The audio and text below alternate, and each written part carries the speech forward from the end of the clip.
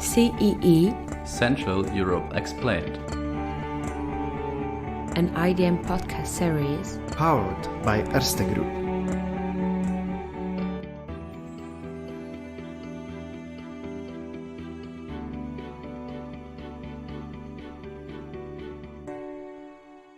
If you have spent some years at the university, you might share the same observation.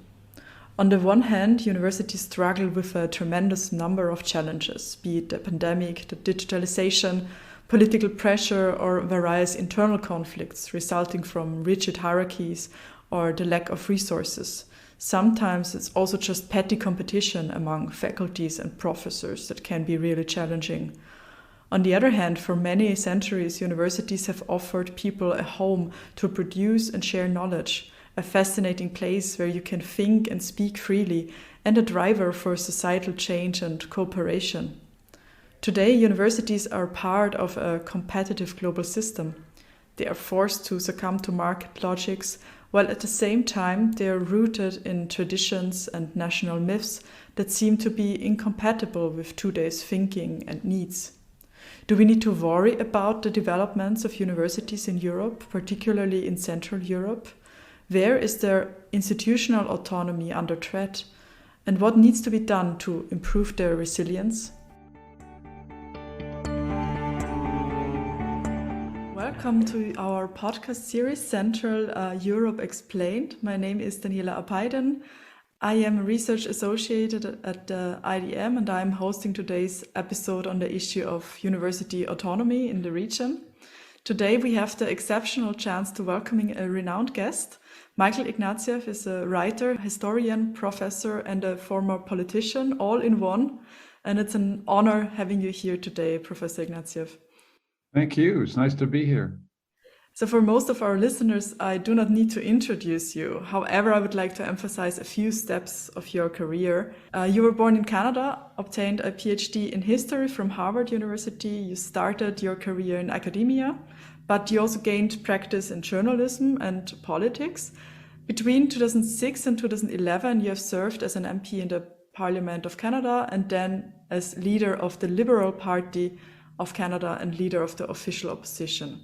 Until recently, you were the rector and president of Central European University, CEU, in Budapest, and stepped down at the end of July 2021 to stay as a professor in the history department. And I recommend at this point our listeners your website to learn more about your biography, but also to dive into some of your writings that you display there. Let's dive directly into today's topic. In 2018, you edited a book entitled Academic Freedom, the Global Challenge, in which you collect reports and thoughts on the state of academic freedom worldwide. One of the well-known cases, the CEU, or the dispute between the CEU and the Hungarian government in 2017, is pretty well known, and it led to the resettlement of the university, or most of the university, to Vienna. Back then, as a rector, you were directly in the front line of this conflict, but the so-called Lex CEU is only one example, as I see, of the far-reaching development in the higher education system of Hungary. So now, with some months of distance from this previous function, what would you say, what lessons learned did you draw from this case? How did these experiences shape your understanding of current challenges for universities in Hungary, but also maybe in the region? Well, thanks for the question. I think it teaches me that academic freedom is vulnerable everywhere, to the degree that universities depend on governments and government sanction and changes in government regulation. Their capacity to act autonomously and teach freely is always in a state of suspension, even in societies with established liberal democratic rules. But the Hungarian case is, I think, a case where you see the consequences a university can pay when the rule of law begins to collapse in an EU member state. Because here was a case where a government introduced in 1 week and passed in 1 week through Parliament a regulation which essentially made it impossible for us to operate in a country where we'd been operating for 30 years. And one of the key features of the collapse of rule of law is that we had no right of appeal except to the European Court of Justice outside of Hungary. The European Court of Justice is a great institution and has done whatever it can to defend academic freedom, the rule of law in Europe, but its judgments, and the European Court of Justice ruled that the Hungarian action was entirely illegal under European law, but the judgment came too late. It came once we had been forced to reestablish ourselves in Austria. So this was a case of justice delayed is justice denied. So the conclusion I draw, therefore, as well, is that academic freedom and university autonomy is vulnerable in Europe because European-wide sanctions, European-wide responses are extremely weak. And if I could just add one further thought to that, I think your listeners may not be aware that because education is a sovereign prerogative of nation states, and because most of the EU treaty law is commercial law, there isn't actually a very robust, clear, and unequivocal statement of the principles of academic freedom for researchers and university autonomy for institutions in European law. So the very structure of Europe is weak in terms of academic freedom, institutional autonomy. And so these are matters of concerns, and those are the lessons I draw from our experience.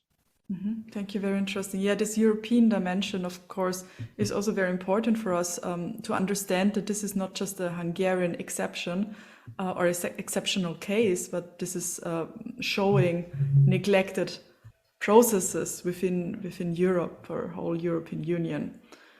In the 2 years of the pandemic up to now, we have observed a worrying decay of trust in science as well. In addition, we experience a loss of confidence in democratic institutions, political parties. Universities often depict themselves as being isolated from politics and as victims of these developments as well. But I was wondering if we think it or approach it self-critically, how universities might have also contributed to this situation. So what wrong directions in the higher education sector have been taken in your perspective? Well, I think let's flip the question around and emphasize the positive. Where did the vaccines come from? The vaccines came from research labs in universities across Europe. Some of the basic science behind the RNA, some of the basic science behind the Oxford vaccine, AstraZeneca's vaccine, were developed in university labs. And the science that is guiding us through the pandemic is mostly generated inside the university. So the university has been in the front line of this battle against the pandemic. And most of what the universities have done is a source of immense pride to me. I mean, if I look at the way in which Oxford University pioneered with AstraZeneca to not only develop the vaccine, but develop it in such a way that it would be distributed and sold without at cost to developing countries. I mean, that's just an outstanding example of universities leading from the front.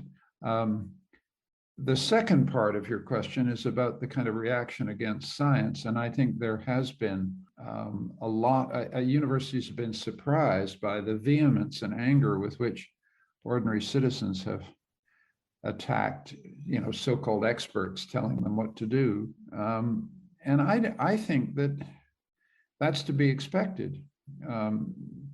Very serious restrictions on personal liberty are being authorized on the basis of scientific evidence prepared in universities. And so we shouldn't be surprised if universities and their experts are being criticized in street demonstrations. That's democracy. And I actually think that it's good for universities and experts to be aware that their claims will be scrutinized, criticized, rejected, by people in the street. What universities need to understand and experts need to understand, and we have to understand, is if you have a PhD in a specific discipline, you acquire a certain kind of authority. Well, in a democracy, authority should be questioned and challenged. I think the third part of this is that by and large across Europe, the percentage of people who support and agree with what the experts tell them is overwhelming. It's 75 to 80%, but there are 20% of the population is hostile to vaccines, hostile to experts, feels democracy is not working, and that's also democracy. And the particular feature of this, which is worrying, is that those who don't get vaccinated then impose risks on other people, and that's a very serious matter. But that can only, again, be resolved democratically. I would be appalled if we put people in jail over this. I mean, we have to talk it through, and by and large, as we talk it through, people are coming to agree that the scientific evidence has been the only reliable guide that we can have through this awful, awful situation. But this surprise that you mentioned, I mean, also might be a result of a too much inward perspective of academia for the last decades. Yeah, I think there's always a danger that the ivory tower, as we call it in English, retreats from society, starts talking its own closed language games, forgets its obligations to the public. These obligations are very clear. I mean, most universities in Europe are paid for by the taxpayer. So the responsibility is actually fiduciary. It's economic. And then there's a moral and political one. I mean, knowledge is we create knowledge to help our societies. That's what we do. And we also do something else, which is we credential knowledge. We assess which knowledge is true and which knowledge is false. And that's a very controversial function. People don't want to be told that their ideas are false. But that's our job. That's what we use the authority for, to say, this claim about vaccines is false. This one is true. This vaccine works. This one doesn't. That's what universities and university training are supposed to do. We can't run a society unless there is the authority of science, but also democratic contestation of that authority at the same time. And that's the balance we're trying to maintain as we go through this crisis. Universities have, of course, the function of knowledge production and also of this showing what is correct, what is not, but also European and also Central European universities have had other functions in the past to look a bit in the past as well.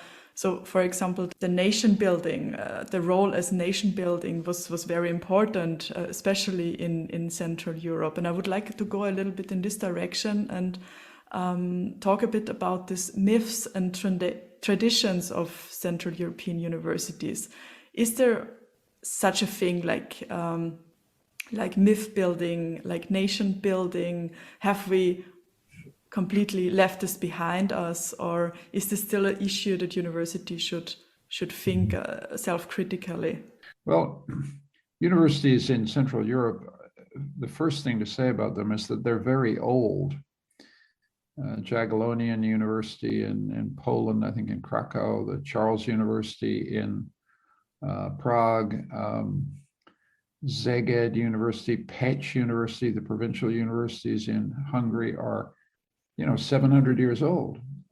So that's the first thing to say. They've had traditions that go back before the modern nation state. They have traditions established during empires. And they also had to undergo communist nationalization after 1945, which had an almost uniformly destructive effect, except in the natural sciences. And so they've had a very particular trajectory in Europe as a whole. And you're right, I think in the 19th and 20th century, they had an important role in forming the nation. That is, university philologists, linguists, and teachers helped to create the national languages of a place like Hungary. In Hungary and Budapest in 1800, the lingua franca was German. And, by 1910, the lingua franca is Hungarian, and Hungarian languages. The beauty and power of the Hungarian language owes a lot to university philology and science. And this is actually a very glorious tradition. Needless to say, any development of national pride through university education has its dangers, and Hungarian nationalism, Czech nationalism, Polish nationalism has had very, very dangerous consequences. I won't go into the story about the German-speaking lands, where it actually took a catastrophic turn, but that's for another day.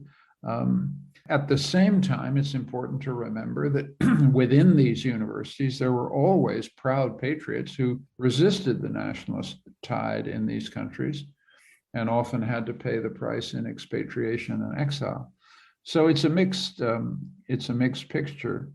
And I think that universities have always had the function of training their national elites. I mean, that's what they've been doing for 700 years. And today, the training is much more in technical competence than it is in national affirmation. I mean, the university where I teach, Central European University, has been very proud about teaching the elites of countries all over the world, but precisely because we're multinational, multicultural, we can't teach one national doctrine. All we can teach is respect for knowledge, respect for professional confidence, and respect for a discipline. And we teach that to people from 120 countries, so that the globalization, the Europeanization of education in the post-89 period has changed the relationship of the university to nation forming, because we're, CU, for one thing, is not forming anybody's nation because we speak to 120. And I'm sure at the University of Vienna and the great German universities, the internationalization of the student body means that these are not, people don't get lessons in patriotism in these classes. And that then produces a certain backlash. There's certain people on the conservative side of the political spectrum who say that our universities are no longer engaged as they should be in the formation of patriots. Well, we just don't anymore. We teach, on the other hand, to understand nationalism and to understand patriotism to the degree that we have a moral feeling about nationalism and patriotism. We talk about the dangers of both, but I'm a Canadian, and I would be proud to be called a Canadian patriot. I think these attachment to your land and country and language are extremely important. And so the idea that universities are the enemy of the patriotic attachment, enemy of nationalism, is false. Mm-hmm. Some time ago, I discovered an interesting study by Lukáš Fashora and Jiří János on myths and traditions of Central European university culture. Mm-hmm. And authors argue that the post-communist countries in Central Eastern Europe struggle with the contradictions of the Humboldtian ideals of this unity of teaching and research, of course, also glorified a bit, but this ideal of Bildung in German and the so-called academic capitalism, which needs this diversification and has the keyword of employability in students. And do you also see there this conflict or this contradiction that is also creating problems? Oh, I think it's not. I think the conflict between the Humboldtian ideal and the modern 21st century university is felt everywhere. I was just reading last night a defense of humanities teaching in American universities, in which the defenders of great books teaching were condemning the high degrees of specialization, scientific specialization in other parts of the university, and saying, the scientific specialists are the barbarians who are going to destroy the Humboldtian, unity of but I think all that's just goes with the territory. I mean, universities are not fixed places. Humboldt put together the idea of the German university almost 200 years ago, and it still is inspiring to many, but the universities now has to accommodate many, many new developments. And I think the thing to remember is inside the university, we're debating this all the time. I'm firmly, for example, just speaking of myself, on the Humboldtian humanities tradition. I am not a specialist. I'm a historian by training, but my courses are rather broad and large. But I work with those whose idea of history is very scientific, very focused, very, now, and then in, political science and other places, the quantitative revolution has transformed these disciplines. So the inside of a university is a huge debate about these questions. And when a university is alive and doing really well, we're all arguing with each other. We're, that's a sign of intellectual vitality in a university, not a university is dead when that argument is over. So speaking or coming back a bit to the autonomy, is it also then to have the autonomy and the freedom to this negotiation processes and not being influenced by politics to get on one side, to focus only on employability, for example, and only on the national role of educating the elite or producing elite? Well, I think it's very important to care about employability. I mean, I just think it's irresponsible for a university to turn out vast numbers of PhDs for markets that no longer exist. I think it's appropriate for universities to say, no, wait a minute, let's cut back our PhD program because nobody in history can get a job. I mean, fine. So that's one thing. But on the other hand, I think it's a serious mistake for universities to say, okay, what do employers need? Let's design the course to, train them in the skills they need. No, universities have to follow their discipline. They have to decide, what is it about history, which is my discipline, must we teach our students, period. And then we hope that, because we believe this, that a good training in history will train people to be good diplomats, good civil servants, they'll have to get another degree, but good, care workers. I mean, history can do lots of things, but we shouldn't anticipate we should anticipate the state of the market, the labor market, but we should not be serving the interests of employers. I think, and that's a debate we have a lot. The other question you raise is whether universities should allow themselves to be politicized. And universities are constantly politicized. I mean, universities are part of a society, so the gusts of political partisanship that sweep through any workplace will sweep through ours, and they affect our disciplines markedly. I mean, just to take my discipline, 30 years ago, we were not talking in the Anglo-Saxon world about racism.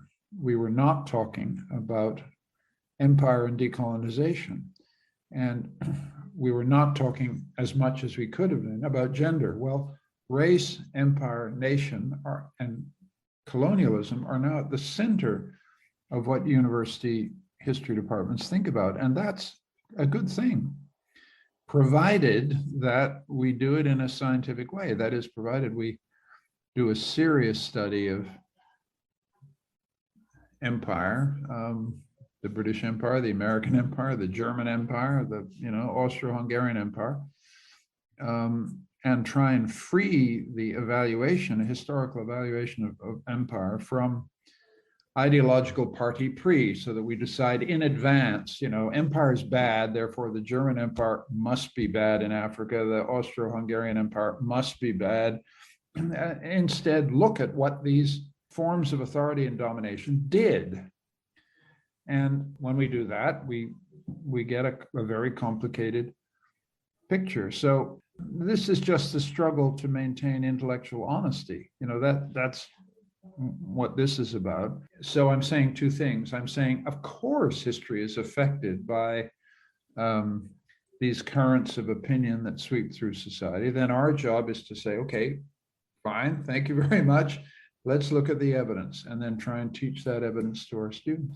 And shortly coming back to your role as a rector and in the case of CEU, and to the beginning question or the first question we had about this denied justice or delayed justice, what would be your recommendations or wishes, because we are approaching Christmas, your wishes to Santa or to the EU, how to strengthen the resilience of universities in the region or in whole Europe?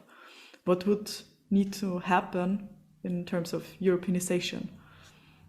Well, first of all, I would direct my Christmas wishes to fellow rectors and university presidents and ask them to remember that universities are older than the nation states that they serve. They're among the oldest self-governing institutions in Europe. I mean, Bologna, Sorbonne, Oxford, Salamanca, Jagiellonian, Charles, Pécs. The greatness of the universities is this long-standing historical tradition of independence and self-rule, the community of scholars. This is one of the greatest traditions of self-government in Europe.